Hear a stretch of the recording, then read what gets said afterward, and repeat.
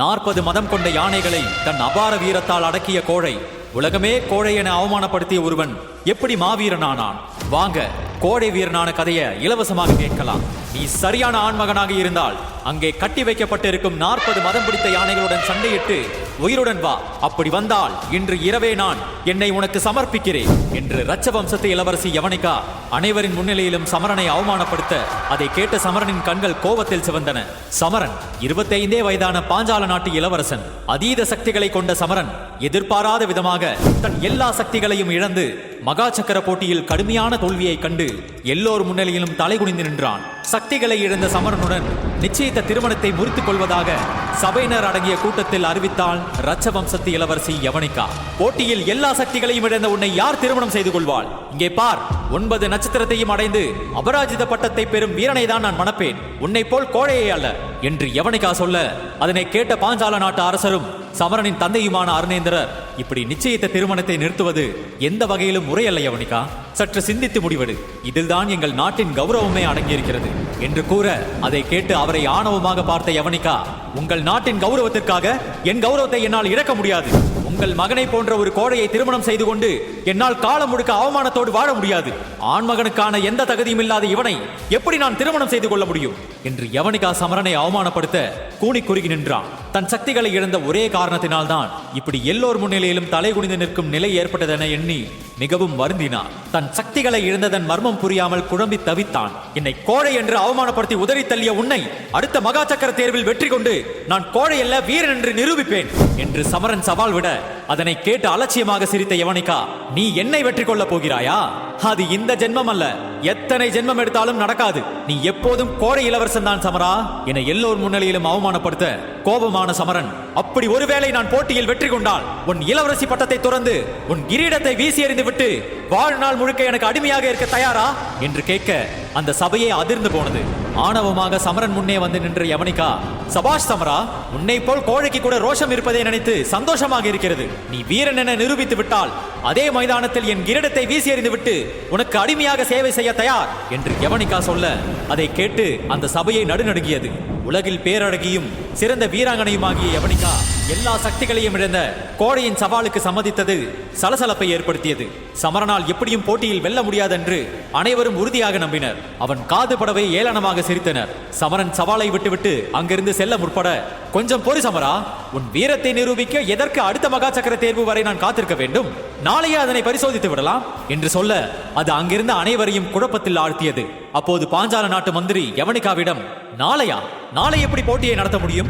மகா சக்கர தேர்வுக்கென்று ஒரு முறை இருக்கிறது, அதனை நினைத்த கணம் செயல்படுத்த முடியாது இளவரசி என்று சொல்ல அதனை கேட்டு ஆணவமாக, எல்லாம் எமக்கு தெரியும் மந்திரியாரே, இவன் வீரனா கோடையா என பரிசோதிக்க மகா சக்கர தேர்வு தேவையில்லை, அதற்கு என்னிடம் வேறு வழி இருக்கிறது. என்ன கூறுகிறீர்கள்?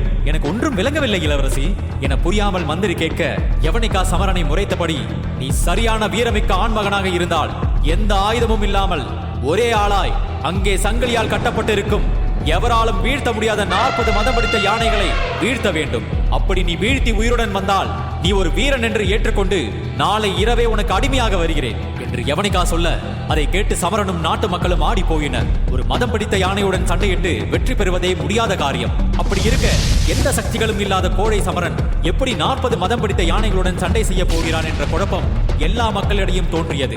அப்போது யவனிகாவை இடைமறித்த சமரனின் தந்தை அரசர் அருணேந்திரர், எந்த பயிற்சியும் சக்தியும் இல்லாமல் ஒரே நாளில் எப்படி ஒருவன் மதம் பிடித்த 40 யானைகளுடன் சண்டையிட்டு வெல்ல முடியும்? இது சற்றும் ஏற்புடையதல்ல யவனிகா. வீரம் என்பதே எவ்வளவு பெரிய ஆபத்து நேர்ந்தாலும் பின்வாங்காமல் எதிர்த்து போரிடும் உறுதியான குணம்தான். இது நான் சொல்லி உங்களுக்கு புரிய வேண்டிய அவசியம் இல்லை. ஒருவேளை உங்கள் மகன் போட்டியில் இறந்து விடுவான் என நினைத்தால் அவன் வாயாலேயே தான் ஒரு கோழை என ஒப்புக்கொள்ள சொல்லுங்கள். நான் இப்போதே இந்த போட்டியை நிறுத்துகிறேன் என்று இளவரசி யவனிகா ஆணவமாக சொல்ல அதை கேட்டு அனைவரும் சமரனை பார்த்து ஏளனமாக சிரித்தனர். சமரன் என்ன பதில் அளிக்கப் போகிறான் என்ற ஆவலில் அனைவரும் காத்திருக்க கோபமாக யவனிகாவை எதிர்கொண்டவன், இங்கே பார் யவனிகா, நாளை இதே நேரம் அந்த 40 மதம் பிடித்த யானைகளையும் வீழ்த்தி உலகம் போற்றும் மாவீரன் என்ற பெயரை பெற்று உன் ஆணவத்தை அடக்குவேன், இது என் தாய் மேலானை என்று சவால் விட்டுவிட்டு அங்கிருந்து நேராக தன் அம்மாவின் கல்லறைக்கு சென்றான்.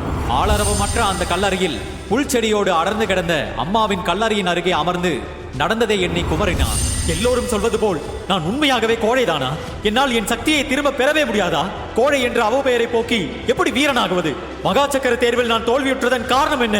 பதில் கூறுங்கள் அம்மா, நான் கோழையா என்று சொல்லி தன் அம்மாவின் கல்லறையை ஆக்ரோஷமாய் ஓங்கி அடிக்க, அப்போது அங்கே யாரும் சற்றும் எதிர்பாராத விதமாக பலத்த இடியுடன் கூடிய மின்னல் வெட்டியது. கல்லறை காரிருளால் சூழப்பட்டது. காற்று பலமாக வீச என்ன நடக்கிறது என்று புரியாமல் மிரண்டு போனான் சமரன். அப்போது கல்லறையில் இருந்து வெள்ளை நிற புகை மூட்டம் கிளம்பி 6 அடி உயரமுள்ள கம்பீரமான ஒரு உருவம் தோன்றியது. அதை பார்த்து பயந்து போன சமரன், யார் நீ? சொல், யார் நீ? நான் யார் என்று தெரிந்து கொள்வதற்கு முன் நீ யார் என்று தெரிந்து கொள் என்று சொல்லி சமரனின் காதில் ஒரு ரகசியத்தை கூற, அதை கேட்ட அடுத்த நொடியை சமரன் மிரண்டு போனான்.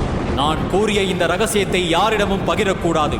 அப்படி பகிர்ந்தால் உன் அம்மாவிற்கு நிகழ்ந்ததுதான் உனக்கும் என்று சொல்லி அந்த உருவம் அங்கிருந்து நொடிபொழுதில் மாயமாக மறைய, அதே நேரம் சமரனின் விரலில் அணிந்திருந்த மோதிரத்தில் இருந்து பச்சை நிற ஒளி தோன்றி மறைந்தது. சமரனால் நடந்ததை நம்ப முடியவில்லை. மறுநாள் அந்த பிரம்மாண்ட அரங்கத்தில் சமரன் 40 மதம் பிடித்த யானைகளுடன் சண்டையிடும் காட்சியை காண மக்கள் கூட்டம் திரளாக குவிந்திருந்தனர். இளவரசி யவனிகா கம்பீரமாக அரியணையில் அமர்ந்திருக்க, போட்டியை காண தைரியம் இல்லாமல் அரசர் அருணேதரர் ஒரு மூலையில் நின்றிருந்தார். இளவரசி யவனிகா ஆணவமாக சொடக்கு போட்டு சமரனை மைதானத்திற்கு அழைத்து வர கட்டளையிட்டார். 2 காவலாளிகள் சமரனை இழுத்து வந்து யவனிகாவின் முன்னே வந்து நிறுத்த, தன் அருகே குவளையில் வைத்திருந்த நீல நிற பானத்தை எடுத்து சமரனிடம் நீட்ட, அதனை ஆச்சரியமாக பார்த்த சமரன், என்ன அப்படி பார்க்கிறாய் சமரா? இந்த பானத்தை அருந்துவிட்டு போட்டிக்கு செல் என்று கூற, அந்த குவளையை பார்த்து அதிர்ந்து போன அரசர் அருணேந்திரர், இது மிலஞ்சி பானம் தானே? சக்தி இல்லாத எவர் ஒருவர் இதனை அருந்தினாலும் அவர்களுக்கு மரணம் நிச்சயம். சமரன் எப்படி இதனை அருந்த முடியும்? இல்லை, இதில் ஏதோ சூழ்ச்சி இருக்கிறது. உன் சவால் படி மதம் கொண்ட யானைகளை அடக்குவதுதான் நிபந்தனை. இந்த விஷத்தை பருகுவது அல்லவே. என்ன அருணேந்திரரே, உங்கள் மகன் இறந்து விடுவானோ என்ற பயமா? இப்படிப்பட்ட கோடை உயிருடன் வாழ்வதை விட இருப்பது எவ்வளவோ மேல். இந்த பானத்தை அருந்துவிட்டுதான் சமரன் போட்டியில் கலந்து கொள்ள வேண்டும்.